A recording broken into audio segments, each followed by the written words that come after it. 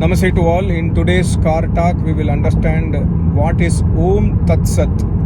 There was a question in my YouTube channel from a brother asking that please explain what is Om Tat Sat. Om Tat Sat is used by Sri Krishna Maharaj in Srimad Bhagavad Gita also to indicate the Almighty God, basically Tat. The word Tat is predominantly used in the Vedas to indicate Almighty God. Also, Tat is used for indicating other, like example, Jivatma or mind or Buddhi, intellect, etc. But mainly in many mantras, Tat is used by Almighty God to indicate Almighty God. For example, Tat Ekam, that Almighty God is only one.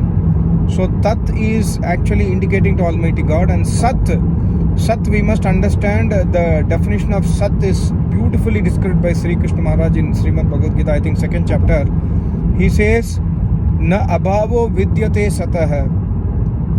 Sat means that which cannot disappear or which does not disappear even for a fraction of a moment of time. Even for a, let's say if you take 1 second and divide it by 1 billion or 100 billion or 1 trillion times, even in that moment it exists. That is called as Sat or Satya. So Sat also is indicating here, Sri Krishna Maharaj is indicating to Almighty God that Almighty God is Sat. That Almighty God is ever existent, He is eternal, He is immortal, He is always present. So who is that Almighty God? That Almighty God is Om. So Sri Krishna says Om Tat Sat. That Almighty God is Avinashi, He is immortal, He is eternal, He is indestructible. And that Almighty God, Tat, is Om. His name is Om. See, we must understand in Vedas, God has so many different names, so many names in the Vedas. Like, Zakir Naik used to say there are 99 or 100 names of Allah in the Quran, etc. But in the Vedas, there are no 99 or 100 names of God. There are unlimited names, uncountable names in the Vedas. And but the speciality of Om is like that. Om is only such name of Almighty God which is not replaceable. For example, I'll explain to you. If we say Agni Mide Purohitam, the mantra comes as in Rigveda. Agni is here indicating to Almighty God. The name of Almighty God is Agni in this mantra. But that does not mean that Agni always means Almighty God. In Vedas, Agni is used for burning fire. In Vedas, Agni is used for indicating about electron or electricity, or it is used to indicate about even a Rishi Muni is called as Agni in the Vedas. Similarly, Indra in Vedas is indicating Almighty God also. It is indicating Rishi Muni also. It is indicating thunder also. So there are so many names of Almighty God in the Vedas, but those names are commonly used for indicating other matters also. But Om is such a name of Almighty God where it is not used to indicate anything else other than Almighty God. So that's why Om is the best name of Almighty God in the Vedas. So Sri Krishna also says that Almighty God is Om, Tat Sat, and He is Satya, He is eternal, He is immortal. So people have questions in mind that can we do the jap of Om Tat Sat? It is not needed. My Acharya always says that instead of Om Tat Sat, you just have to do the name jap of Om, because God says in the Yajurveda, last chapter, 40th chapter, He says Om Krito Smar. Remember my name, and my name is Om. Krito Smar means to remember. Krito means here God says that Hey Karam Karne Wale Prani. That means hey humans, you have been given this human body for doing karmas, for doing Shubh karmas, for doing Vedic Shubh karmas. So by doing Vedic Shubh karmas, parallelly you must remember me, and my name is Om. So Om Tat Sat jap is not needed.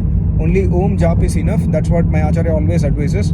And secondly, we must understand that in this shloka, in the 17th chapter, where Sri Krishna says about Om Tat Sat, Sri Krishna says also that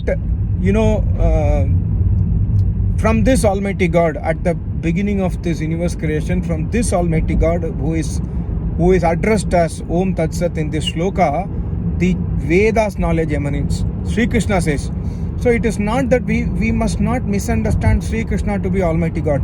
Yes, in some of the shlokas or in many shlokas, Sri Krishna says that come to my feet, I am the creator, I am the originator of Vedas knowledge, I gave the knowledge to Surya.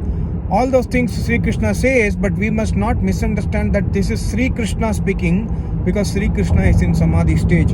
In Samadhi stage, a Rishi many times speaks on behalf of Almighty God.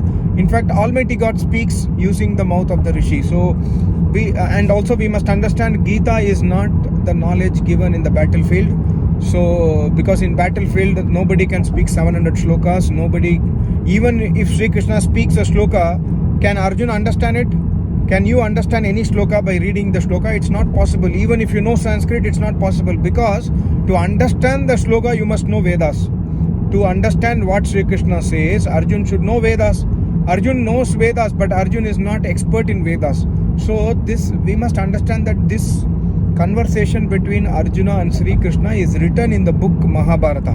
So after the war is over, after several years, maybe 30 years, 40 years after the war is over, Vyas Muni thought, I must document whatever happened in Mahabharata, because the future generation people will understand the greatness of Sri Krishna, will understand the greatness of Pandavas, will understand that how a person should not be by learning from Dhritarashtra or from Duryodhana, etc. So for the sake of the benefit of the mankind, let me document Mahabharata. And in writing Mahabharata, he wrote in such a way that Arjuna is listening the knowledge from Sri Krishna in the battlefield, but it's not the fact. So here also Sri Krishna says, whatever Sri Krishna says, we cannot understand just like that. We must have the knowledge of Vedas, otherwise we can never understand what Sri Krishna says in the Bhagavad Gita. And that is why I always recommend, there is only one book in this world which is authentic Srimad Bhagavad Gita commentary, and that book is written by my Acharya Swami Ram Swarup Yogacharya. And you can order this book from vedmandir.com website if you know Hindi. So it's a really wonderful book, especially if you see this Om Tat Sat shloka, or any shloka for that matter, wherever Sri Krishna says that I am Almighty God also. My Acharya has beautifully proved from Vedas that it is not Sri Krishna speaking, it is Almighty God inspiring Sri Krishna to speak such words. And also my Acharya has clarified that this is not in the battlefield, it is written later on by Vyas Muni, and the knowledge of Gita is not of Sri Krishna only, it is of Vyas Muni. And Vyas Muni has used the name of Sri Krishna. It is possible that some of the shlokas Sri Krishna has really spoken, but more, since the author of the Gita is Vyas Muni, we must always consider the knowledge is given to us by Vyas Muni. And Vyas Muni is so much kind enough to use Sri Krishna's name, because after the Mahabharata was printed, more than Vyas Muni, Sri Krishna became famous, and that is the respect what Vyas Muni is giving to Sri Krishna, that we must understand.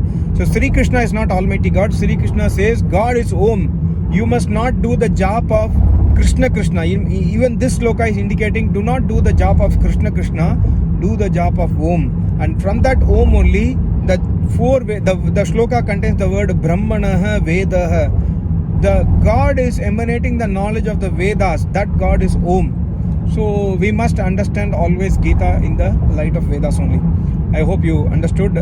So always be careful while driving. I am super careful here because there is no traffic and my vehicle is automatic, and also it has automatic controls on cameras, etc. So so it's safe to speak while driving, for me at least.